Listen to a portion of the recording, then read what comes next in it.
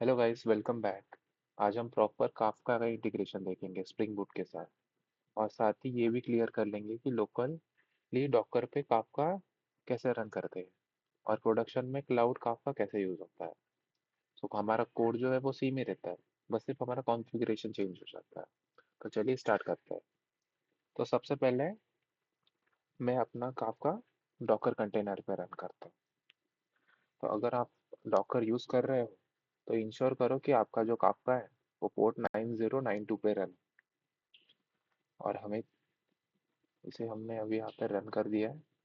और आपको चेक करना है तो आप डॉकर पीएस यूज़ कर सकते हो। और उसके आपका काफका कंटेनर अगर रनिंग है तो आपका 9092 पोर्ट जो है वो मैप हो जाता है, तो स्प्रिंग बूट को कनेक्ट करने के लिए ईजी हो जाएगा। अभी लोकल इन्वायरमेंट के लिए डॉकर बेस्ट होता है, बिकॉज हमारा सेटअप जो है वो फास्ट हो जाता है, डीबग ईजी हो जाता है, कोई क्लाउड का क्रेडेंशियल्स नहीं चाहिए।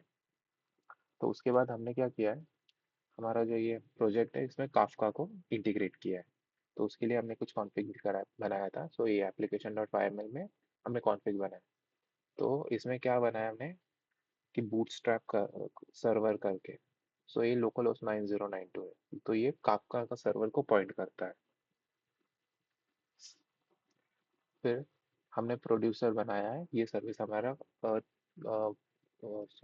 ये हमारा जो सर्विस है वो डेटा प्रोड्यूस करेगी, वो कोई इवेंट प्रोड्यूस करेगी। सो यहाँ पे हमने दो चीज़ें यूज़ की, की सीरियलाइजर और वैल्यू सीरियलाइजर। तो हमारा जो की है वो स्ट्रिंग एज अ स्ट्रिंग है, इसके लिए उसने स्ट्रिंग सीरियलाइजर यूज़ करा है।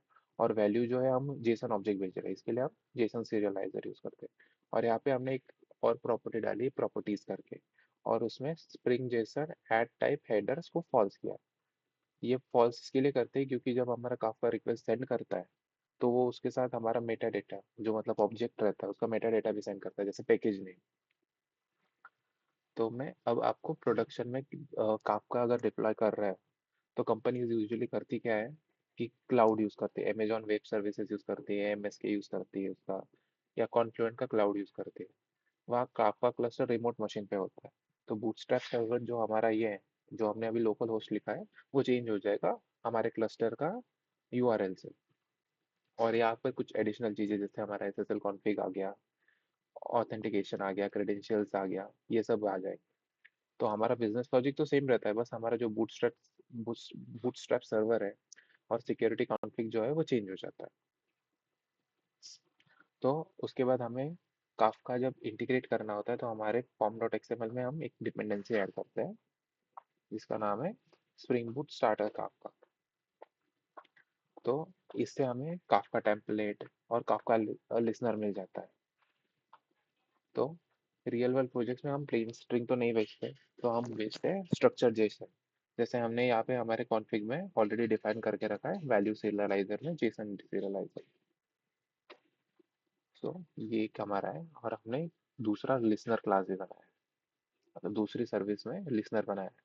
यहाँ पे भी हमने कंज्यूमर के लिए डी सीरियलाइजर यूज करा है। तो की में सपोर्ट सीरियल एरर हैंडलिंग के लिए भी हमने एरर हैंडलिंग डी सीरियलाइजर, और वैल्यू के लिए भी error handling D serialiser use करा है। उसके साथ हमने प्रॉपर्टीज करी है कि सबसे पहले कौन सा क्लास डेलीगेट करना है।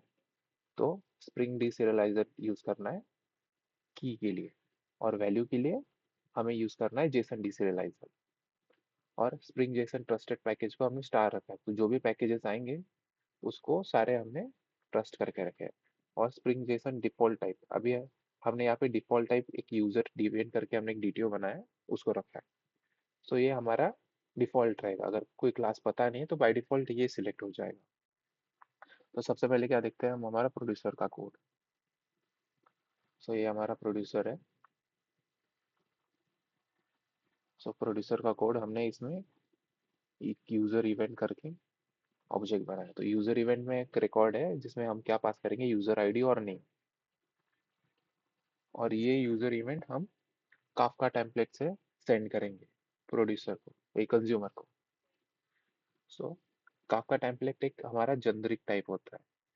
तो टॉपिक नेम आइडियली कांस्टेंट होना चाहिए, जैसे हमने यहाँ पे टॉपिक बनाया यूजर टॉपिक न्यू, और यहाँ ऑब्जेक्ट ऑटोमेटिकली जेसन बन जाता है। तो जो हमने यूजर इवेंट का ऑब्जेक्ट पास किया है वो ऑटोमेटिकली जीसन में कन्वर्ट हो जाएगा।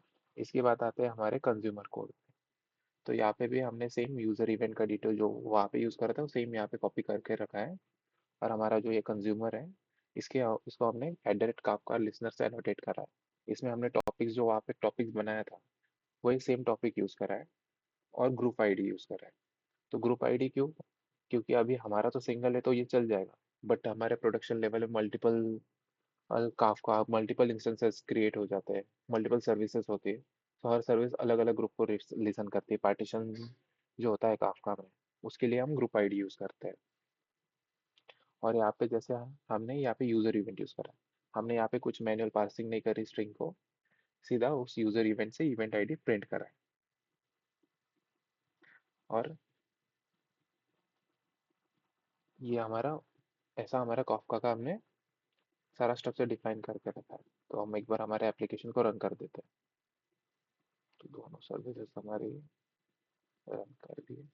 तो यहाँ पे जैसे आप देख सकते हो, हमने ये सेंड यूज़र डेटा कहीं पे यूज़ करा है। तो यहाँ पे क्या किया है हमने, एक क्रिएट यूज़र करके एक एपीआई बनाया है, जिसमें हम यूज़र रिक्वेस्ट से नेम और ईमेल पास कर रहे हैं।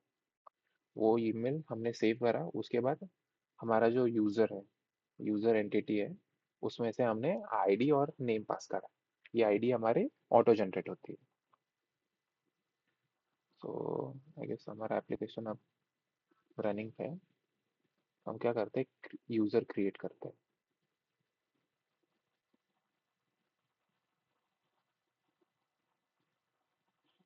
User is test and email is test@gmail.com। तो जैसे मैंने यहाँ से रिक्वेस्ट सेंड किया, तो हमारा यूज़र क्रिएटेड आ गया। अब हम अगर देखेंगे नोटिफाई सर्विस में, तो हमारे पास एक नोटिफिकेशन आया, user notification send for user ID 63। तो इसमें हमने नोटिफिकेशन सर्विस को कभी कॉल ही नहीं किया, बट ये ऑटोमेटिक कैसे आ गया, ये काफका का है। तो काफका ने असिंक्रोनस मैसेज भेजा, जो इसने कंज्यूम कर लिया। तो ऐसे हमारा काफका असिंक्रोनसली चलता है। तो सबसे मेन बात मैं अभी क्लियर कर देता हूँ कि लोकल लॉकर कब यूज़ करना चाहिए हमें, जब हम डेवलपमेंट करते हैं। क्लाउड काफका यूज़ करते हैं प्रोडक्शन के लिए। स्प्रिंग बूट इंटीग्रेशन का कोड सेम ही रहता है। अगर कल आपका कंपनी प्रोजेक्ट AWS MSK पे शिफ्ट हो जाता है, या फिर सिर्फ कॉन्फ़िगरेशन चेंज करना है और लॉजिक नहीं। सो नेक्स्ट वीडियो में हम क्या देखेंगे, consumer groups deep dive, partitions का रोल, रिट्राई और एरर हैंडलिंग। अगर ये इंटीग्रेशन क्लियर हुआ हो तो कमेंट कीजिएगा। Thank you for watching.